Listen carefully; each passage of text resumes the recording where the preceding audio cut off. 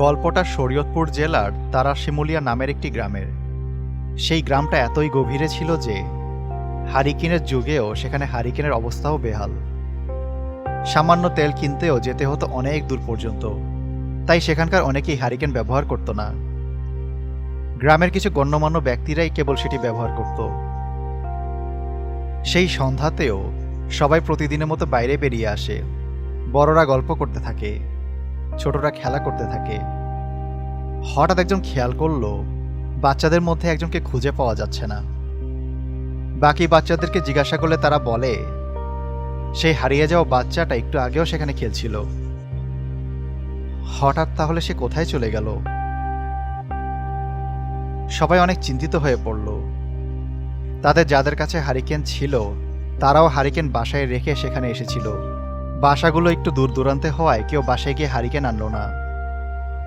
তাই প্রায় 2.5 ঘন্টা খোঁজাখুঁজি করে সবাই ক্লান্ত হয়ে যে যার বাড়িতে চলে গেল। সিদ্ধান্ত হলো আগামীকাল সকালে আবার তারা খুঁজতে বের হবে। রাত তখন প্রায় 11:30। গ্রামে তখন অনেক রাত। হঠাৎ শোনা গেল এক বাচ্চার কান্না। একজন দুজন করে মুহূর্তের মধ্যেই সবাই আবার খালের পাড়ে ভিড় জমালো, কিন্তু কিছুই পেল না কেউ। প্রায় আধা ঘন্টা খোঁজাখুঁজির পর একজন লোক খেয়াল করে খালের ওপারে কিছু একটা ভাসছে। লাশটি খালের পানিতে ভাসছে। তার শরীরের চামড়া কেমন যেন কুঁচকে গেছে, বিবর্ণ হয়ে গেছে। শরীরটা একদম ফ্যাকাশে ধবধবে সাদা হয়ে গেছে, যেন শরীরের সমস্ত প্রাণশক্তি কেউ শুষে নিয়েছে। সেকালে মানুষের মধ্যে ভূতের ভয়ভীতি ছিল অনেক, তাই তাদের বুঝতে বাকি রইল না এটি কিসের কাজ। এটি হাতিফের কাজ। মুহূর্তের মধ্যেই তারা জ্ঞান হারায়। গ্রামের কিছু লোক তাদের ধরাধরি করে বাড়ি নিয়ে যায়। পরের দিন সকালে তাদের জ্ঞান ফেরে। তারা কালকে রাতের দেখা ঘটনাটি সকলকে বলে। সবাই তড়িঘড়ি করে খালের দিকে যায়, কিন্তু কোথায় কি? এখানে তো কিছুই নেই। মুহূর্তের মধ্যেই গ্রামের সকলের মাঝে হাতিফের আতঙ্ক ছড়িয়ে পড়ে। অনেক খোঁজাখুঁজির পরেও শিশুটির লাশ খুঁজে পাওয়া যায়নি, অথচ গতকাল সবাই তা দেখেছিল। এরপর থেকে সবাই সে খালের পাড়ে যাওয়া বন্ধ করে দেয়।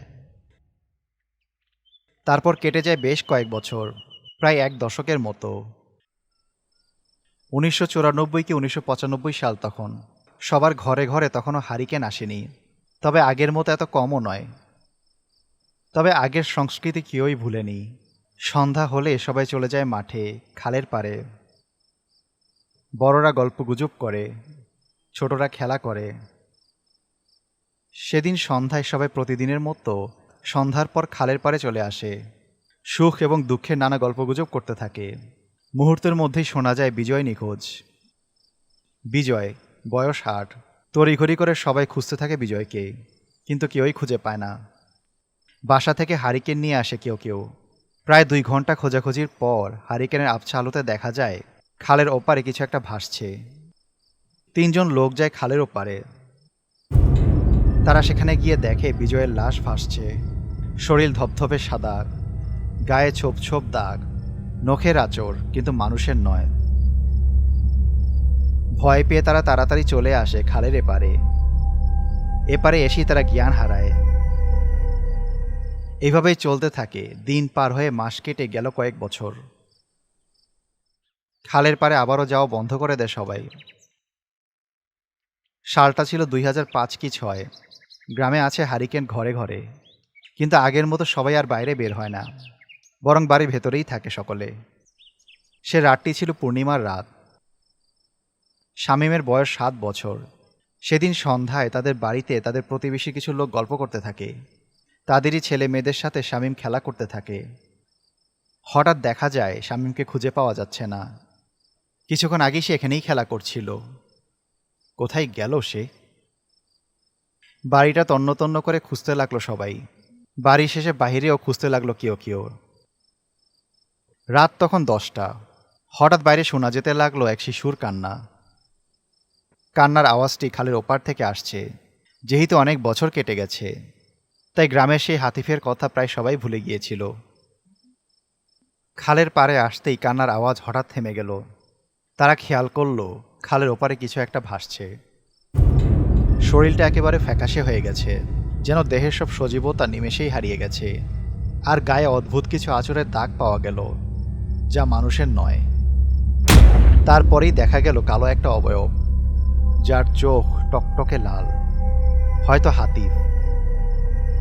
এটা দেখে শামীমের মা অজ্ঞান হয়ে যায়। 2015 সাল। এই যুগে হারিকেনের অস্তিত্ব থাকলেও বেশিরভাগ বাড়িতে টর্চের রাজত্ব। ঘরে ঘরে সবাই প্রায় টর্চ ব্যবহার করত। বিদ্যুতের ব্যবস্থাও আছে প্রায় কয়েক ঘরে। যোগাযোগ ব্যবস্থাও উন্নত হয়েছে আগের চেয়ে। তাই শহর থেকে রাফি এসেছে নানা বাড়ি বেড়াতে। রাফির বয়স 7 কি 8 হবে।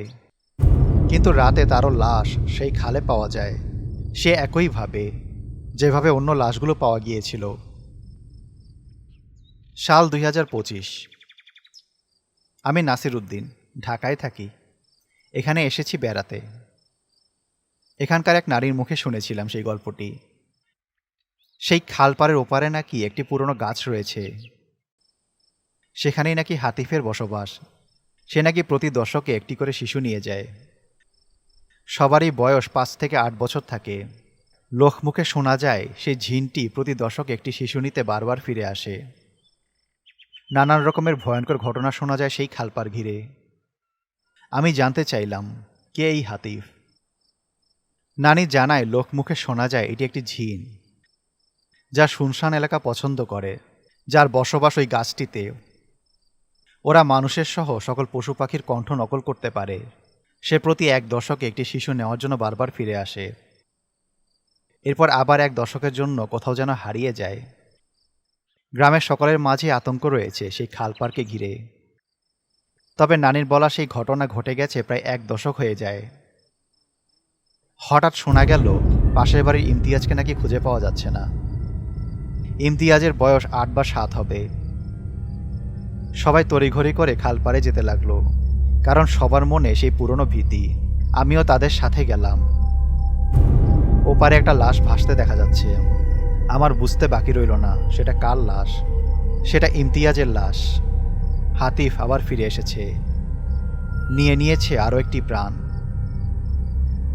আমার কাছে স্পষ্ট হয়ে গেল গ্রামের সেই আতঙ্ক। গ্রামের শোকে ছায়া নেমে এলো, স্তব্ধ হয়ে গেল পুরো গ্রাম। 2 দিন পর আমার ঢাকায় ফেরার সময় হয়ে গেছে। ব্যাগপত্র গোছানো শেষ। রওনা দিয়েছি ঢাকার উদ্দেশ্যে। পেছনে ফিরে নানিকে বিদায় জানাচ্ছি, সেও আমাকে বিদায় জানাচ্ছে। আর পিছনে দেখা যাচ্ছে গ্রামের সেই অভিশপ্ত আতঙ্ক খালপাড়টি।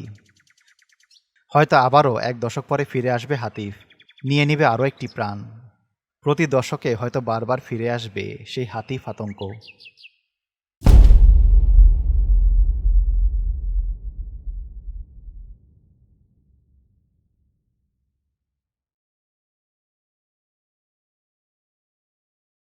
Animated stories, best channel you ever seen. Animated stories, you are in a horror dream. Animated stories, you just take the bloody cream. Go and get the popcorn and you're ready for the horror team. Animated stories, best channel you ever seen. Animated stories, you are in a horror dream. Animated stories, you just take the bloody cream. Go and get the